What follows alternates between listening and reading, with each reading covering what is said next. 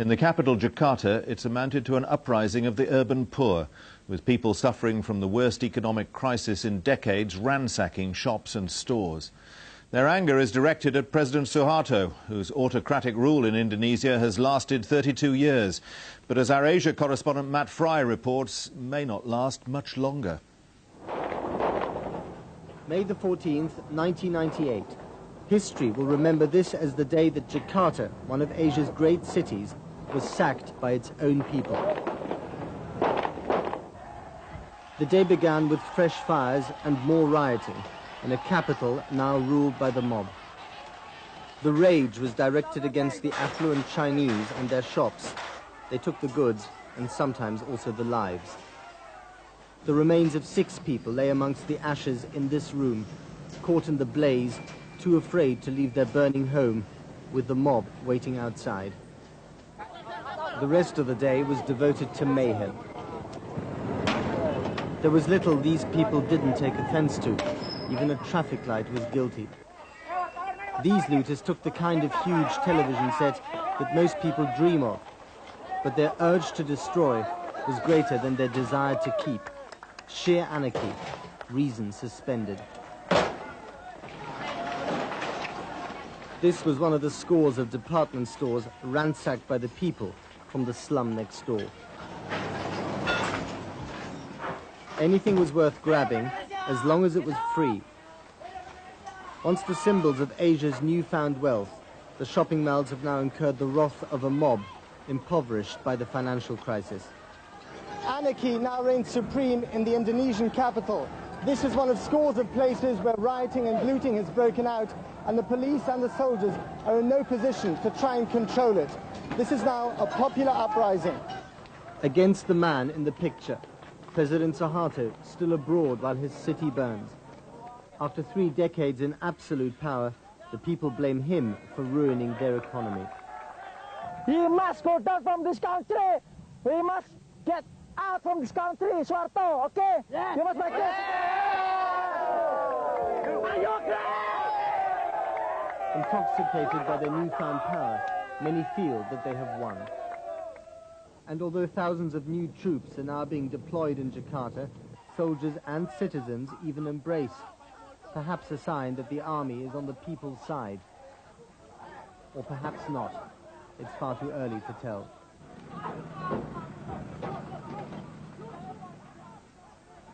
With the soldiers came the tanks. The generals have vowed to help their commander-in-chief restore stability at any price, at any risk. But can they? Anarchy has spread to other parts of this vast country. In the city of Yogyakarta, rioters again fought pitched battles with police. It's difficult to see how the aging president and his troops can persuade anyone to put down their rocks. The economy has imploded, and people like him have nothing left to lose. Whether President Suharto survives this or not, the flag is already at half-mast for his country. Matt Fry, BBC News, Jakarta. And Matt Fry joins me now live from Jakarta. Matt, is Suharto really finished? I gather he's on his way back to Indonesia from Egypt tonight. Is there a chance he can cling to power? Good evening, Michael. I don't think there is, not in the end. I think President Suharto's days are numbered, and I think that for 2 reasons. The first is that this vast country of 200 million people is simply too big in this current state of mayhem for his army of 500,000 soldiers to control. And the second reason is that the aura of invincibility, excuse me, on which his rule was based for all these decades, has now been shattered. And even if he does manage to regain control of the cities, he can only do so by causing considerable bloodshed. And that would further undermine his credibility with the people, especially in these times of economic crisis. If Suharto does fall, who will take his place and what will happen to Indonesia? Well, this is the big problem, Michael, because there is no one obvious to take his place. This is a revolution which has been led from the bottom and not from the top. There is no obvious leading candidate to take his position. That's partly because President Suharto has been so successful over the decades at snuffing out any meaningful opposition to his regime. The other option is that someone in the army, another general, might take over. But that may not be acceptable to the people who are tired of generals ruling their country. And in the short term, Matt, what is going to happen in Indonesia? Is this violence going to get worse? I think it will get worse. I think basically there is a lot more looting to be done. There are a lot more shops to be burned. There are a lot more hotels to be burned. There are a lot more ethnic Chinese people to be chased out of this country. And I think the great fear is that the world's fourth most populous nation will disintegrate into all-out mayhem and anarchy. And this is, after all, a very important country, not just because of its size, but also because of its strategic position in this region. 4 of the most important shipping lanes in the world pass through the Indonesian archipelago. But the death toll has continued to rise. Hundreds are now known to have died. In the capital, Jakarta, more than 200 people, many of them looters, were found burned to death in a shopping centre. Come to Jakarta and run for your life. Yesterday the army watched the anarchy. Today it took part. While these looters were scrambling to get away, the army behaved more like cowboys, shooting in the air as they rode through the ruins of Chinatown. It's not certain what these twitchy troops had in mind, but in the presence of a television camera, even this soldier became self-conscious and put away his gun. As many as 15,000 soldiers may have been deployed in the capital, but faced with regiments of looters, the army is outnumbered. Once strong, united and tough, there are signs that the military resolve is cracking. Best to let the much-hated police do the shooting. This motorway junction should have been packed with commuters. Today it was a battlefield. Anarchy is daily routine. These are the victims of rubber bullets. Fired at close range, they can kill. The hospital wards are filling up. Amongst all the confusion, no one knows the exact number of casualties. But in the capital, it's already well into the hundreds. Almost 200 people burned to death in this department store. Frightened sales staff and looters were trapped on the 3rd floor. The blaze was started by the mob. Ritual humiliation for the looters. These men were forced to waddle like ducks, and these to eat the goods that they had stolen. It's time to leave the madhouse that is Jakarta. The airport is crammed with expatriates heading out on any flight to anywhere. France, Canada, Australia, the United States, and now Britain are all evacuating their nationals. This is what they leave behind, a vicious power struggle brewing on the city's mean streets. There are signs that some factions in the army are deserting their president. He in turn has tried to curry favor by cutting fuel prices for his destitute population. As his capital continues to burn, President Suharto has rejected any suggestions of resigning. In fact, he's trying to regain popular credibility by using both the stick and the carrot. It's a tactic that smacks of desperation. Matt Fry, BBC News, Jakarta. Leading generals in the Indonesian army have been hinting they might support those calling for change. There's speculation that factions of the army may desert the president altogether as the country slides deeper into anarchy. David Willis reports. Reinforcements were drafted onto the streets of the capital today, a case of the army coming to the aid of one of its own. These men are helping to prop up the creaking regime of former military commander Suharto, and he needs them more than ever right now. It was following a previous bloodbath 32 years ago that the army forced his predecessor, President Sukarno, to relinquish the reins of power. I, President, Supreme Commander of the Armed Forces of the Republic of Indonesia, appoint Major General Suharto, Commander of the Army. Step by step, Suharto took over the running of this vast country, always with the backing of Indonesia's 400,000-strong military. But the current crisis is stretching their loyalty to its limits. President Suharto has lost the support of the people. His only ally now is the military. It is they who will decide whether his faltering regime can survive, or they who will decide who succeeds him. Yes, right. I like. Good. Good. Good. But although some of these troops still support President Suharto, others are reluctant to be drawn. Saya "I'm not too sure," this soldier told us. "I'm not sure about Suharto." If the army withdraws its support, this is one man who could succeed him as president. Applauded as he arrived for a news conference, Chief of Staff General Wiranto is hailed as a potential political reformer. The same could not be said for his number two and bitter rival, General Prabowo. It's he who is more likely to preserve the Suharto legacy. After all, he's married to Suharto's middle daughter, Siti. A population that has had enough of Suharto's nepotism may well deny General Prabowo his ambition, but that will not stop the army from having a major say in the post-Suharto era. David Willis, BBC News, Indonesia. Begin to count the cost of last week's rioting. Student groups say they're planning more protests, but they don't want to trigger a repeat of the mob violence in which 500 people died and parts of the city were devastated. The exodus continues. More tearful goodbyes at the airport today. This family was leaving their Indonesian nanny behind to a bleak future. Those who decided to tough it out used the lull to stock up on food. This was one of the few supermarkets that had not been ransacked, hence the security. The prices were doubled overnight, and those who could afford them filled their trolleys. But caviar won't feed a nation of 200 million. Also trying to stock up Megawati Sukarno Putri. By chance, we came across the opposition leader on whom millions have pinned their hopes to lead them to democracy. No comment from the woman who's become camera shy in times of crisis. She took refuge in the restaurant upstairs, waiting, like the rest of the country, for the army to act. An uneasy calm may have returned to the streets of the capital, but nothing is decided in this crisis until the army has made up its mind. And there are some indications that the army has become more divided. These Marines are now pawns in a chess game between those generals who want the dictator to stay and those who want him to leave. Caught in the middle, the people, still counting on their army's support. But if your general tells you to shoot the people because there's rioting, would you shoot them? Kalau udah nyampe situ, no comment katanya.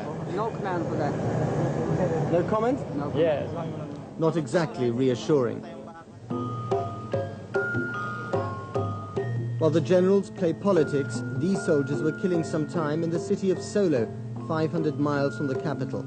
Such is the surreality of this crisis. All around them, the evidence of the people's rage. A city burned down in one night. What a waste. Destruction triggered by an economic crisis that has left the people even more destitute. Without imminent reform, this could just be the calm before the bigger storm. Matt Fry, BBC News, Jakarta. The Foreign Office has toughened up its warning to British citizens to leave Indonesia, saying trouble is expected to break out again this week. It says only those with a pressing reason should stay and is pulling out the relatives of British embassy staff. Hundreds of people who fled Indonesia after last week's rioting arrived back at Heathrow this morning. Home at last. 350 passengers who 17 hours before were in riot-torn Indonesia. All had tales of fear and mayhem. Principal concern was just to get on the flight and get out of there. The airport itself was pretty hectic, you know, but it seemed, I mean, the good thing about it was that there were flights taking off, so you knew that there was a chance of getting out. The devastation that you saw, unbelievable. Not just small little shops, completely burned out, completely. The debris all over the roads. If you're in the wrong place at the wrong time, it's very nasty because you're helpless. I mean, if a mob of, say, 100, 200 descend on your car, you can give them everything you've got, but if the next mob descends and you've got nothing, they can get very angry. The next flight to Heathrow left this evening. British Airways say conditions at Jakarta remain extremely dangerous and even staff are being attacked. 2 or 3 of our staff were stoned on the way to work. Our own manager in Jakarta has had her own house under threat of looting. Now, most of our staff have moved out of their own homes for safety reasons, and that's why we sent an extra team down from London 2 days ago of staff from Heathrow to be able to support and relieve those people. More than 800 Britons have been flown out of Jakarta in the last 24 hours, thanks to emergency shuttle flights to neighbouring Kuala Lumpur. Hundreds of people are still waiting to leave Jakarta. Those arriving here today are the lucky ones. They've managed to catch the first flight out. Many have left their homes, some have even left their family behind. All they can do now is wait for news and hope the situation eases. Jane O'Brien, BBC News, Heathrow. Tonight, clinging to the remnants of 32 years of power as popular demands for his resignation continue to grow. After days of rioting that have already left 500 dead, the commander of the country's armed forces military unexpectedly backed the 76-year-old president against calls from the Speaker of Parliament for him to step down. But opposition leaders say they'll go ahead with widespread protests later this week. Our Asia correspondent Ian Williams reports now from Jakarta as the future of the country and its president hang very much in the balance.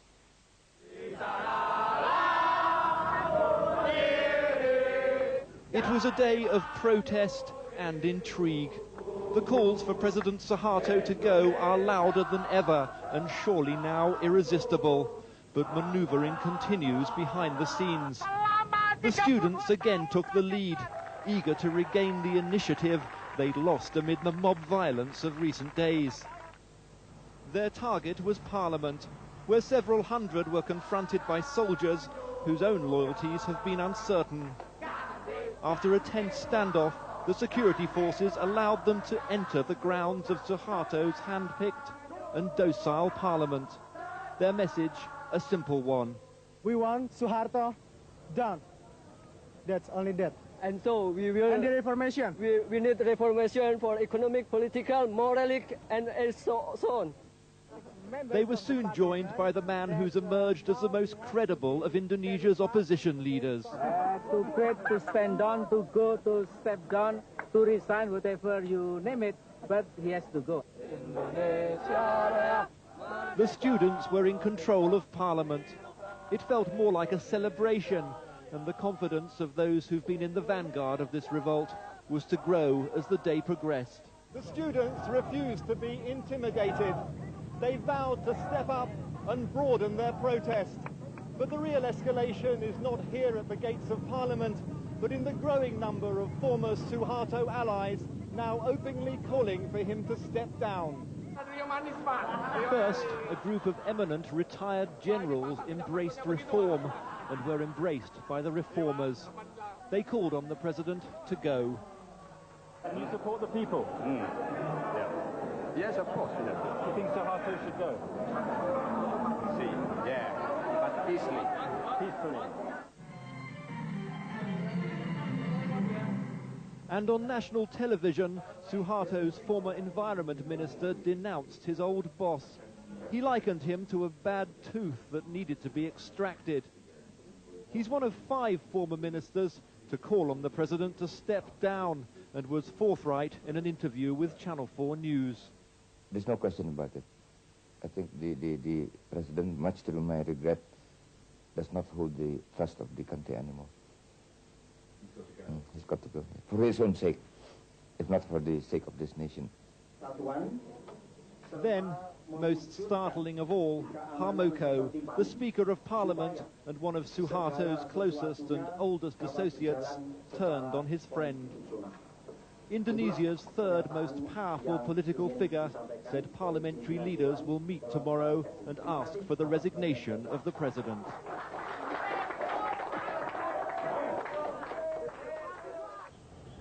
That threw the spotlight more firmly than ever on the Indonesian armed forces. They've kept President Suharto in power for 32 years, and it's they who will ultimately determine if he stays or if he goes. Today, as in recent days, many soldiers and officers have appeared sympathetic towards the protesters. Tonight, the ultimate arbiters of power here, the country's top generals, met in emergency session at the Defence Ministry. There was fevered speculation that they would throw their weight behind the calls for Suharto to go. In an extraordinary move, they summoned the world's press, only to delay their press conference twice. A spokesman blamed what he called the rapidly changing political situation, which the generals needed time to discuss. When they finally assembled, they dashed the hopes of the reformers. Army Chief General Wiranto said calls for the president to go were not constitutional. And he warned that mass protests planned for later this week could degenerate into bloodshed and disorder. It appeared to be a fudge. And the only person who appeared satisfied was General Prabowo, Wiranto's arch-rival, a hardliner, and the son-in-law of President Suharto. At face value, the army's reluctance to add its voice to calls for the president to go is a blow to the reform movement. But little is as it seems in Indonesian politics. The army may be playing a far more subtle game. The next 48 hours will be crucial. Ian Williams, Channel 4 News, Jakarta. Well, now we're joined by Dr. John Taylor, Professor of Politics at London South Bank University, who came back himself in the last 24 hours from Indonesia. John Taylor, by definition, the Western coverage of this extraordinary upheaval in Indonesia has been very Jakarta-centric. You've been outside the capital. Are things really happening elsewhere in Indonesia? Yeah, I travelled to cities like Surabaya, which is one of Indonesia's largest cities. I went to Bandung and other areas, and I found there that there were really substantial demonstrations. For example, in Bandung, which is a university city, there was a demonstration of about 100,000 people. In Surabaya, about 30,000 people, but as distinct from Jakarta, they didn't have the level of violence and looting. They're very, very determined, not just composed of students, but people across the spectrum. Is there leadership? There is, yes. I think student leadership, or there's student leadership, but you also find from nationalist factions, from the different Muslim factions, you'll find people represented. So you might, for example, as I was in Yogyakarta, a meeting began in a mosque. And that was the basis for it, and then it took on other groups and became a substantial demonstration representing a lot of different factions. Now, people have mentioned the Muslim forces within the country. Is that really the quarter from which change may come? I think it is a quarter from which change may come, but change can only come if it is acceptable to the armed forces. I mean, that's always been the case in Indonesia, but the problem now, I think, as was shown in your coverage, is that the army is divided. And I found it very interesting that when I was in different cities, that there seemed to me to be substantial support from military units for what was going on in demonstrations. So you would depict how you could prove that. You could prove it quite simply by going to a military barracks in Surabaya and Yogyakarta, where you would see a slogan across the front of the barrack: "We ABRI," the armed forces, support reforms. So, and also when you saw the way the interaction between demonstrators and the armed forces, very often there was support from the ordinary soldiers. But that in itself is extraordinary, because, I mean, literally 3 or 4 years ago, that would be absolutely unthinkable. Yes, it is unthinkable. But I think when you see Wiranto making a decision that he is taking all this seriously, you know, I think that that's a substantial movement within the army. But on the other hand, you've still got hardliners like Prabowo, who are very dangerous, who will still support Suharto. And what's different from earlier years is that the military is divided in this way along a number of fault lines. You know the country very well. How long has he got?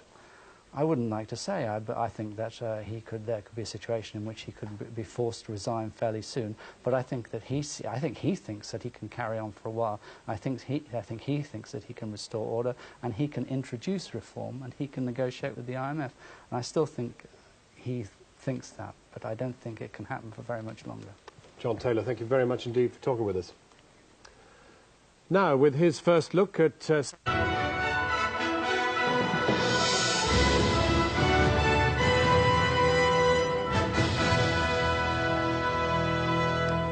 Good evening. President Suharto is still clinging to power in Indonesia tonight amid warnings there could be more bloodshed later this week. 500 people have already died in an orgy of violence, looting and political protest. Suharto's position appeared untenable today after the Speaker of the country's parliament called on him to go. But the army, the real power brokers in Indonesia, still seem to be standing by him. Indonesia is vast.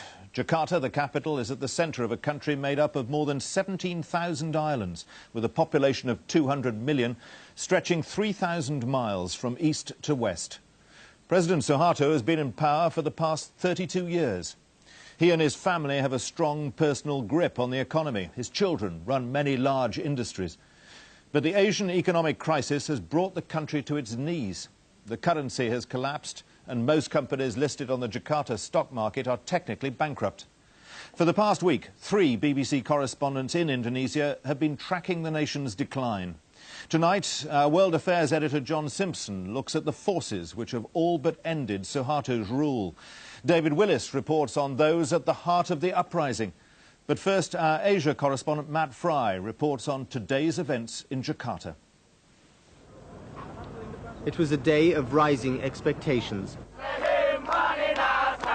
The students who've led the campaign to overthrow President Suharto took their protest to Parliament today, unprecedented and daring. For its part, the army had sent the Green Berets to watch over them, some of Indonesia's fiercest troops. The mood was defiant. Okay, I will continue until I'm dead and until he's broken and his family, okay? So you're prepared to die for this cause? Okay, yeah. As the crowd swelled to well over 5,000, a sound that no one wanted to hear. And a reminder, perhaps, that during this country's last transition of power, 500,000 people died. A few hours later, the students trespassed onto the regime's inner sanctum and marched into the parliament that had, until today, slavishly obeyed its president. Here they met up with people who a few days ago were still Mr. Suharto's allies, a string of former ministers, governors and generals, now a worrying alliance to have as newfound enemies. And then the biggest blow of the day for the man who likes to call himself the father of the nation. A statement from his personal friend, the head of parliament, calling on him to step down. In a society that tends to be polite to its leaders, this was an extraordinary demand. Treachery is in the air, and the students we spoke to couldn't quite believe it. Oh yeah? Oh yeah? We are very glad, but we are not sure yet. You don't believe it yet? No, we don't believe it yet. Encouraged by the roller coaster of support, the students took the initiative and made friends with the soldiers they had once feared so much. To them, these guns no longer looked threatening. Now that some of President Suharto's staunchest allies have deserted him, it looks as if the president is on his own, with only the army left to support him, and we don't know how many of those regiments are still on his side. The endgame has started. And to the general on whom the people had pinned their hopes, hence the applause for the army's chief of staff, General Wiranto, a man who had become seen as a champion of the people. And then the bombshell. The general called Parliament's action illegal and warned the students who planned nationwide demonstrations on Wednesday that they would risk bloodshed. As last week's dead were buried, there's now the fear that the battle lines have been redrawn and that more graves may have to be dug before the old president finally bows out. Matt Fry, BBC News, Jakarta. The crisis in Indonesia has been building for months. The combination of years of corruption by the Suharto regime and the catastrophic economic crisis which has left the once thriving economy in ruins. Our World Affairs editor John Simpson looks at the forces behind the uprising.